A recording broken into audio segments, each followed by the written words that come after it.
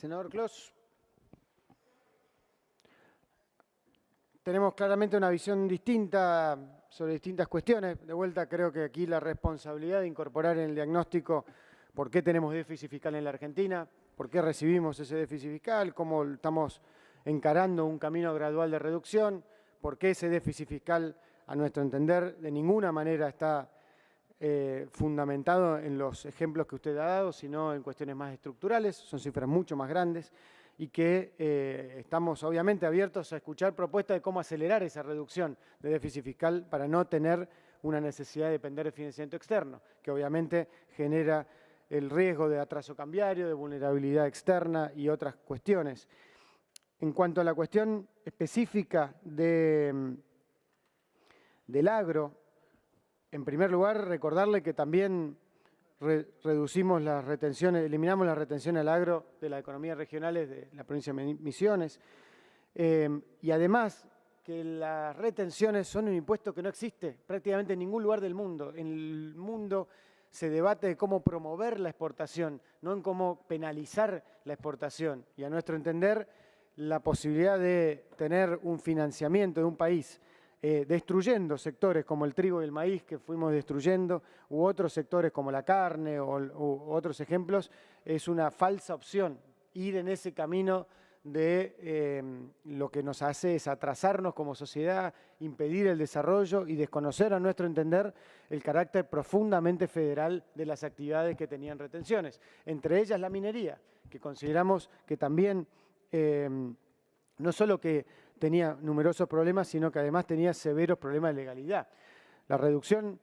de impuestos, entonces, que no existen en otros países, para permitir una cruzada exportadora, para que nosotros justamente equilibremos nuestra balanza comercial y generemos riqueza genuina a partir de la creación de empleo basado en la exportación, es un pilar de nuestro camino de desarrollo. Y creemos que es el camino correcto. Creemos que cualquier otro camino lo que genera es un estancamiento, como vimos en el periodo 2011-2015, donde se aplicaba un modelo que achicaba la economía por pensar en un circuito cerrado y no pensar en cómo generar una mayor exportación. De allí entonces la disminución de la presión impositiva con los beneficios a las pymes, mínimos imponibles para contribuciones patrimoniales, la posibilidad de tomarse a cuenta de créditos y débitos. Y, por supuesto, también la enorme cantidad de desburocratización de trámites que hemos logrado para generar un impulso a la estructura productiva de las economías regionales, además de las mejores infraestructuras y además de, por supuesto, la cuestión del acceso a mercados. Nosotros, la estimación que tenemos en el ejemplo de minería, por ejemplo, que se permitió la continuidad de más de 3.300 puestos de empleo directos, de empleos que estaban planteándose en riesgo por esa política de retenciones,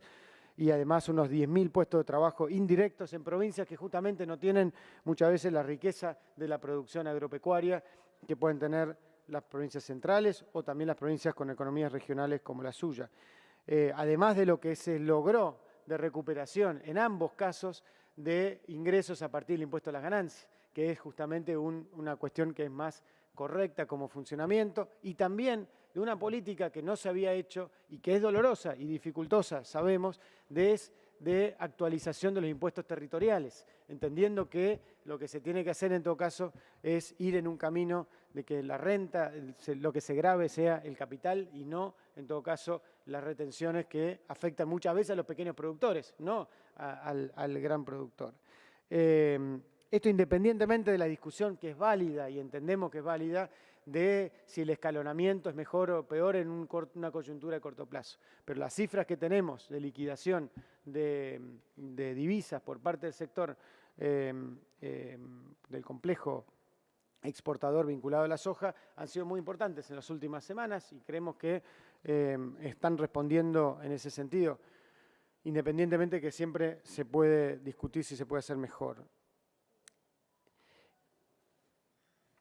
Y creo, hablamos de tarjeta de crédito y hablamos antes, por ejemplo, de la baja de las comisiones, porque estamos trabajando justamente a partir de defensa de competencia, se logró un avance histórico en desconcentrar ese mercado de tarjeta de crédito. Pero obviamente tomamos y estamos inquietos y estamos preocupados porque sabemos que son meses que se vienen de contracción de la actividad. Eso no lo hemos ocultado, hemos dicho siempre la verdad, sabemos que esta situación cambiaria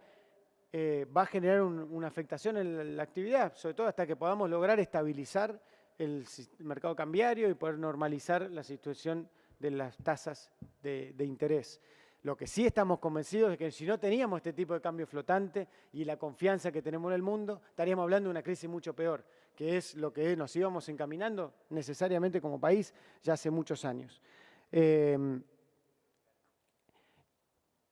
Y el ministro de Producción ya ha estado con el presidente del Banco Central, con el ministro de Hacienda, trabajando en ver todas aquellas cosas que podemos hacer para facilitar la coyuntura de las pymes respecto a estas cuestiones de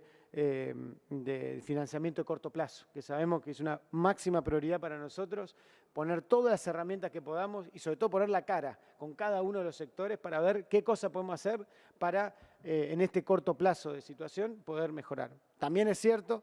porque sale al pasar, pero creo que es un punto que no se mencionó, que obviamente la devaluación ayuda también en las economías regionales y, por ejemplo, en el caso de Misiones, tanto en el tema del turismo como la cuestión del comercio de frontera, que hoy finalmente, un poco tarde, pero cumplimos, se anunció ya la reglamentación del artículo 10 en el evento de CAME del propio presidente. Respecto a la cuestión de las empresas energéticas, más allá de no tener las cifras que usted está planteando, me llaman la atención, pero de todas formas, todo fue hecho por licitación pública y todo tiene que ver con la discusión de también promover la inversión, que es muy importante la inversión que se está planteando y era necesaria porque hace muchos años que se estaba estancando. De todas formas, lo que hay es un marco tarifario, nuevamente, que estaba vigente y no se cumplía, que se está cumpliendo, audiencias públicas, mecanismos como el ENRE y otros, el ENARGAS y todos los mecanismos de control para poder garantizar que se cumplan esos marcos normativos. Y si hay necesidad de discutir cómo se puede implementar mejor, los ámbitos de diálogo están para eso, pero no creemos de vuelta que el problema del déficit se deba a esa cuestión de las políticas con algunos sectores. Sí creemos que es muy importante lo más rápido posible retomar un sendero de crecimiento.